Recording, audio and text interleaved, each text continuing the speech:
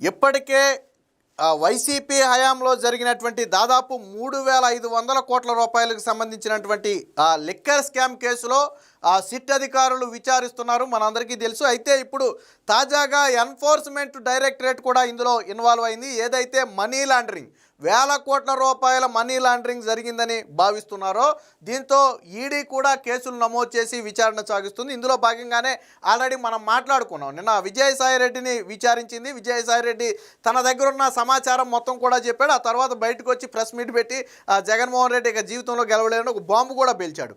So Vijayasai Reddy ఇచ్చినటువంటి సమాచారాన్ని ఆధారంగా చేసుకుని లిక్కర్ స్కామ్లో కీలక నిందితుడిగా పేర్కొంటున్నటువంటి మిథున్ రెడ్డిని అయితే సిట్ అధికారులు విచారించారు. నిన్న విజయసాయిరెడ్డి ఒక మాట చెప్పాడు. నేను 100 కోట్ల రూపాయలు మిథున్ రెడ్డి కోరిక మేరకు నేను ఇప్పించాను అని చెప్పి, ఒక కంపెనీ నుంచి ఇప్పించానని చెప్పి నిన్న విజయసాయిరెడ్డి ఒక మాట చెప్పాడు. సో దాన్ని కూడా ఆధారంగా చేసుకుని నిన్న మిథున్ రెడ్డిని అయితే విచారించినట్టుగా తెలుస్తుంది. సో మిథున్ రెడ్డి నిన్న చెప్పిన సమాధానం వింటే మీరు ఆశ్చర్యపోతారు. అసలు లిక్కర్ స్కామ్ జరిగిందని నాకు తెలియదు అన్నాడట. వాస్తవానికి అధికారులు అడిగే కొన్ని ప్రశ్నలకు మౌనంగా ఉండటమో, తెలియదు, గుర్తులేదని, మర్చిపోయానని చెప్పటమో సహజంగా జరిగేదే. మనం కొత్త ఏం కాదు. అది వైసీపీ నేతలు ఇప్పటి వరకు ప్రతి కేసులో చేసింది అదే. కానీ నిన్న మిథున్ రెడ్డి అసలు లిక్కర్ స్కామ్ జరిగిందని నాకు తెలియదే. మరి లిక్కర్ స్కామ్ జరిగిందని తెలియకపోతే నిన్ను 71 రోజులు ఎందుకు జైల్లో పెట్టారు, ఎందుకు ఈడీ విచారణకు పిలిచింది అంటే ఇంత చిన్న లాజిక్ ఎలా మిస్ అయ్యాడు నాకు అర్థం కావట్లేదు. అసలు లిక్కర్ స్కామ్ గురించి నాకు తెలియదు అన్నాడంట.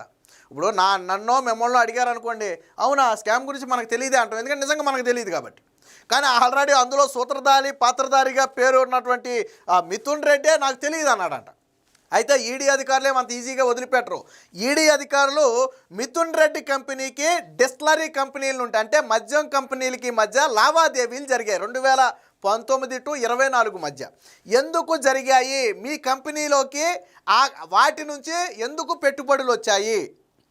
మీదేమో కన్స్ట్రక్షన్ ఫీల్డ్కి సంబంధించినటువంటి కంపెనీ, అదేమో మద్యానికి సంబంధించినటువంటి కంపెనీ. మరి దాని నుంచి మీ దాంట్లోకి డబ్బులు ఎలా వచ్చాయని బ్యాంక్ స్టేట్మెంట్లను ముందు పెట్టి మిథున్ రెడ్డిని ప్రశ్నించినప్పుడు కొంచెం కంగారు పడి సమాధానం చెప్పకుండా తప్పించుకునే ప్రయత్నం చేశాడు. వ్యాపారంలో భాగంగా అటు ఇటు ఎక్స్చేంజ్ అయి ఉంటాయి తప్ప ముడుపులుగా అంటే మద్యం డబ్బులు కాదు అని చెప్పి చెప్పాడంట.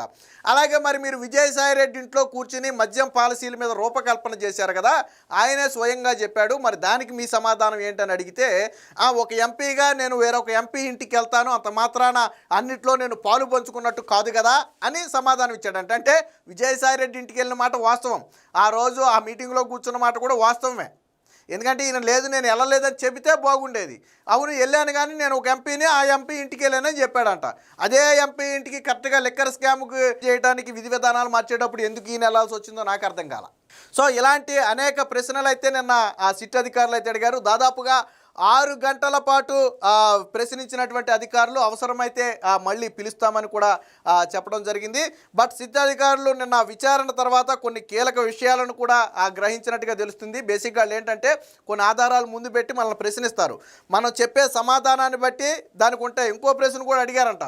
మీరు గతంతో పోలిస్తే 2019-24 మధ్య మీ ఆస్తులు బాగా ఎక్కువగా పెరిగాయి, ఎంత వ్యాపారాలున్నా అంతకు మించి మీ ఆస్తులు పెరిగాయి కదా, ఎలా పెరిగాయి దానికి సంబంధించి మీరు ఇన్కమ్ ట్యాక్స్ లెక్కలన్నీ మీ దగ్గర ఉన్నాయా అని అడిగితే అవన్నీ మా ఆడిటర్ చూసుకుంటాడని సమాధానం చెప్పాడంట. అంటే ఈడీ అధికారులు అంత ఈజీగా ఏం వదిలిపెట్టరు. వాస్తవంగా వాళ్ళకి వచ్చే ప్రతి సంవత్సరం వచ్చే ఆదాయం ఎంత, 4-5 ఏళ్లలో ఎంత ఆదాయం వస్తుంది, వాళ్ళ టర్న్ ఓవర్ ఎంత పెరగాలి, బట్ ఎంత పెరిగింది. ఇప్పుడు 100 కోట్ల ఆదాయం రావాల్సింది 1000 కోట్ల ఆదాయం వచ్చిందంటే ఎలా వచ్చిందో లెక్క చెప్పాలి కదా, 1000 కోట్లకి ఇన్కమ్ ట్యాక్స్ ఉండాలి కదా. నిన్న సిట్ అధికారులు అది కూడా ప్రశ్నించారంట. ఇలా కంపెనీకి సంబంధించినటువంటి మొత్తం డేటా తీసుకుని ఎందుకు భారీగా మీ కంపెనీకి ఆదాయాలు పెరిగాయి, ఎందుకు డిస్టిలరీ కంపెనీ నుంచి పెట్టుబడులు మీ కంపెనీలోకి వచ్చాయి, ఇలాంటి అనేక ప్రశ్నలు అయితే మిథున్ రెడ్డిని అడగటం అయితే తెలిసింది. బట్ మధ్యలో నన్ను కూటమి నేతలో కావాలని ఇరికించారు, అసలు లిక్కర్ స్కామ్కి నాకు సంబంధమే లేదని చెప్పి ఏదో తెప్పిందంట. మీకు లిక్కర్ స్కామ్కి సంబంధం లేదంటున్నాడు. మన హైకోర్టు తీర్పు ఒకటి చెప్పాలా, ఇదే మిథున్ రెడ్డి హైకోర్టుకు బెయిల్ కోసం వెళ్ళాడు. బెయిల్ కోసం వెళ్తే హైకోర్టు కూడా తీవ్ర వ్యాఖ్యలు చేసింది. ఇంత తీవ్రమైనటువంటి నేరారోపణ ఉన్నటువంటి ఈ కేసులో బెయిల్ ఇవ్వడం అనేది హైలీ ఇంపాసిబుల్, ఈ కేసును విచారించాల్సిందని అని చెప్పింది. సో అది ఈ కేసు యొక్క తీవ్రత మీకు సింపుల్గా అర్థం కావాలంటే. సో దీనికి సంబంధించిన వార్త ఒకటి ఉందో ఒకసారి చూద్దాం. ఇక్కడ చూడండి, కింద చూడండి, మద్యం స్కామ్ గురించి తెలియదు, దానితో నాకు సంబంధం లేదు. అది ఈయనకి మద్యం స్కామ్ గురించి తెలియదంట పాపం. ఆదాన్ డిస్టిలరీలో భాగస్వామ్యమా, అది మా ఆడిటర్ చూసుకుంటారంటే ఆదాన్ డిస్టిలరీతో డబ్బులు మీకు వచ్చాయి కదా, ఒక మద్యం కంపెనీ నుంచి మీ కంపెనీలోకి డబ్బులు వచ్చాయి కదా, వాళ్ళకి మీకు ఏమైనా టైఅప్ ఉందా అని అడిగితే దానికి డొంక తిరుగుడు సమాధానం ఏం చెప్పాడంటే అది మా ఆడిటర్ చూసుకుంటాడని చెప్పాడంట. డిస్టిలరీల నుంచి పిఎల్ఆర్లోకి వచ్చిన డబ్బులు వెనక్కి ఇచ్చేసాం, ఈడీ విచారణలో ఎంపీ మిథున్ రెడ్డి. అంటే ఆ డిస్టిలరీల నుంచి మీ కంపెనీకి డబ్బులు వచ్చాయి కదా అంటే, లేదు వచ్చాయి కానీ నేను తిరిగి వెనక్కి ఇచ్చేసాను అన్నాడంట. వెనక్కి ఇచ్చాడంటే ఏ అకౌంట్ నుంచి వచ్చాయో మళ్ళీ అదే అకౌంట్కి రిటర్న్ కొట్టాడా, లేదా డ్రా చేసి క్యాష్ రూపంలో ఇచ్చాడా, అసలు ఎందుకు వచ్చింది, ఎందుకు వెనక్కి ఇచ్చాడు చెప్పాలి కదా. వెనక్కి ఇచ్చాడు అనేది పచ్చాబద్ధం. కాకపోతే ఏంటంటే ఇప్పుడు విచారణ నుంచి తప్పించుకోవడానికి వాళ్ళు చెప్తున్నటువంటి ఒక మాట. దీంట్లోనే మరొక వార్త కూడా చూద్దాం. సాయిరెడ్డిని 100 కోట్లు ఎందుకు అడిగారు, వాటిని రాజు కసిరెడ్డికి ఎందుకు ఇప్పించారు, వైకాపా ఎంపీ మిథున్ రెడ్డిని ప్రశ్నించిన ఈడీ. ఏపీ మద్యం కుంభకోణం కేసులో విచారణ. ఆంధ్రప్రదేశ్ మద్యం కుంభకోణం కేసులో నిందితుడు వైకాపా ఎంపీ మిథున్ రెడ్డిని దాదాపు 7 గంటల పాటు విచారించినటువంటి ఎన్ఫోర్స్మెంట్ డైరెక్టరేట్ పలు వివరాలు రాబట్టింది. ఇప్పటికే ఏపీ ప్రభుత్వం నియమించిన సిట్తో పాటు తమ దర్యాప్తులో వెల్లడైన అంశాలను దగ్గర పెట్టుకుని ప్రశ్నించినట్టుగా తెలుస్తుంది. ఇదే కేసులో నిన్న విజయసాయిరెడ్డి చెప్పిన విషయాలు కూడా మిథున్ రెడ్డి ఎదుట ఈడీ అధికారులు ప్రస్తావించారు. ముఖ్యంగా A1గా ఉన్నటువంటి రాజు కసిరెడ్డికి 100 కోట్ల రూపాయలు ఇవ్వాల్సిన అవసరం ఏంటని ప్రశ్నించారు. మద్యం విధానం రూపకల్పనలో మిథున్ రెడ్డి పోషించిన పాత్ర, ఆయన భాగస్వామిగా ఉన్నటువంటి ఇతర వ్యాపార సంస్థల లావాదేవీల వివరాలను అడిగినట్లుగా తెలుస్తుంది. మద్యం డిస్టిలరీలు తమ అదుపాజ్ఞల్లో పెట్టుకుని సొంత మద్యం బ్రాండ్లు తయారు చేయించి బేవరేజెస్ ద్వారా అమ్మించి భారీగా లాభాలు కూడగట్టుకున్నారు అనేది ప్రధానంగా ఈడీ అనుమానం. సో దానికి సంబంధించిన ప్రశ్నలు నేను అడగడం జరిగింది. మిథున్ రెడ్డి పాత్ర ఉందనేది వాళ్ళ ప్రధాన భావన. సో పిఎల్ఆర్ ప్రాజెక్ట్స్, హుండ్వింగ్స్ తదితర సంస్థల్లోకి లావాదేవీలు, వాటిలోకి వచ్చిన నిధుల గురించి బ్యాంక్ స్టేట్మెంట్స్లను ముందు పెట్టి ప్రశ్నించినట్టుగా తెలుస్తుంది. సో ఈ 2 సంస్థలు కూడా మిథున్ రెడ్డికి అంటే పెద్దిరెడ్డి రామచంద్రారెడ్డికి చెందినటువంటి సంస్థలు.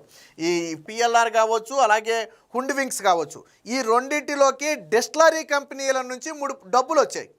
సాధారణంగా దేని నుంచి డబ్బులు వస్తే దానికి దీనికి ఏమో సంబంధం ఉందా అనే అనుమానం కలుగుద్ది సాధారణంగా ఎవరికైనా. సో అసలు ఇక్కడ జరుగుతున్న విచారణే లిక్కర్ స్కామ్కు సంబంధించి. వీళ్ళ కంపెనీలోకి డబ్బులు కూడా ఎక్కడి నుంచి వచ్చాయి, లిక్కర్ కంపెనీల నుంచి వచ్చాయి. మరో అనుమానం బలపడదా? బ్యాంక్ స్టేట్మెంట్లను స్వయంగా బ్యాంకు స్టేట్మెంట్ ముందు పెట్టి ప్రశ్నించారు. ఫర్ ఎగ్జాంపుల్, ఇదిగో పలానా ఆదాన్ డిస్టిలరీ మీకు ఒక 50 కోట్లు మీ కంపెనీ అకౌంట్లోకి వేసింది. ఎందుకు వేసింది? 50 కోట్లు మీ కంపెనీకి ఎందుకు వచ్చాయి? సమాధానం చెప్పాలి. సో అలాంటి బ్యాంకు ఖాతాలను ముందు పెట్టి ప్రశ్నించింది. ఆదాన్ డిస్టిలరీస్ అలాగే పిఎల్ఆర్ ఇండస్ట్రీల మధ్య జరిగిన నగదు బదిలీల గురించి కూడా ప్రశ్నించారు. వాటిని గురించి ప్రశ్నించగా ఇదంతా వ్యాపార లావాదేవీల్లో భాగంగానే జరిగిందని ఆయన జవాబిచ్చినట్లుగా సమాచారం. వ్యాపార లావాదేవీలు అంటే ఎలాగా?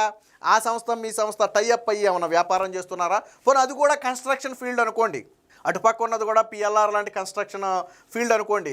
సరే, మీ ఇద్దరు ఒక ఒప్పందం మీద ఏదైనా ప్రాజెక్టులు చేస్తున్నారని అనుకోవచ్చు. అక్కడ ఉన్నదేమో లిక్కర్ డిస్టిలరీస్, ఇక్కడ ఉన్నదేమో కన్స్ట్రక్షన్ కంపెనీలు.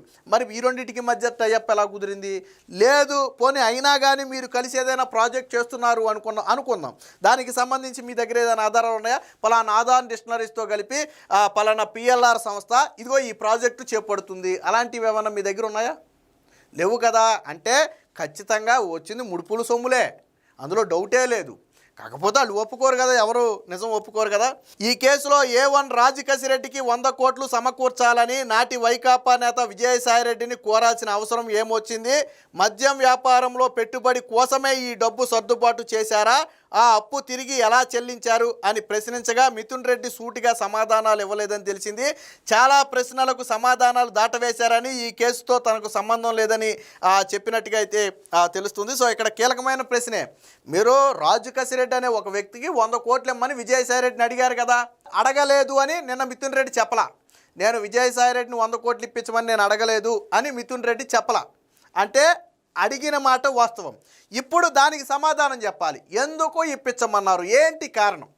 ఒక వ్యక్తికి మీరు 100 కోట్లు ఇప్పించండి పలానా దగ్గర నుంచి అని మీరు ఒక వ్యక్తికి రిఫర్ చేశారు అంటే ఆ వ్యక్తి ఏం చేస్తున్నాడు? వ్యాపారం చేస్తున్నాడా? ఆ వ్యక్తికి ఏదైనా అవసరం ఉందా?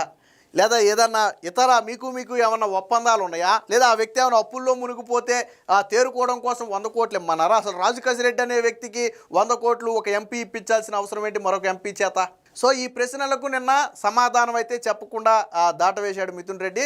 సో ఏది ఏమైనా మొత్తంగా నిన్న సిట్ అధికారులు అయితే కొంత కీలక సమాచారాన్ని రాబట్టారు. మిథున్ రెడ్డి చెప్పిన పొంతం లేని సమాధానాలను బట్టి వాళ్ళకి అర్థమైంది ఏంటంటే ఈయన కొన్ని దాస్తున్నాడు. సరే వాళ్ళేమి ఇప్పుడు మిథున్ రెడ్డి దాచినంత మాత్రాన మిథున్ రెడ్డి నాకు సంబంధం లేదన్నంత మాత్రాన వాళ్ళేమి వదిలేరు. గతంలో 43,000 కోట్ల రూపాయల స్కామ్లో జగన్మోహన్ రెడ్డి మీద ఈడీ కేసులు ఉన్నాయి. ఆయన చెప్పేది అదే, నాకేం సంబంధం లేదనే. కానీ వదిలిపెట్టారా? ఆస్తుల జప్తు దగ్గర మొదలుపెట్టి 16 నెలలు జైల్లో కూడా పెట్టారు. సో కాబట్టి ఏమంత ఈజీగా వదిలిపెట్టే కేసు కాదు. ఏది ఏమైనా మొత్తంగా ఈ లిక్కర్ స్కామ్లో వరుసగా అటు విజయసాయి రెడ్డిని ఇటు మిథున్ రెడ్డిని ఒకేసారి ప్రశ్నించడం, పైగా ఈడీ అధికారులు పలు ఆధారాలు ముందు పెట్టి ప్రశ్నించడంతో నిన్న మిథున్ రెడ్డి అయితే కొంత కంగారు పడిన మాట వాస్తవం. సో అన్నిటికీ మా లాయర్లు చూసుకుంటారు, మా ఆడిటర్లు చూసుకుంటారు, మా కంపెనీ ప్రతినిధులు చూసుకుంటారు, నాకేం సంబంధం లేదని సమాధానాలు దాటవేసినట్టుగా అయితే తెలుస్తుంది. ఏది ఏమైనా మొత్తంగా ఈ లిక్కర్ స్కామ్లో ఈడీ అయితే దూకుడు పెంచిందనేది స్పష్టంగా అర్థమవుతుంది.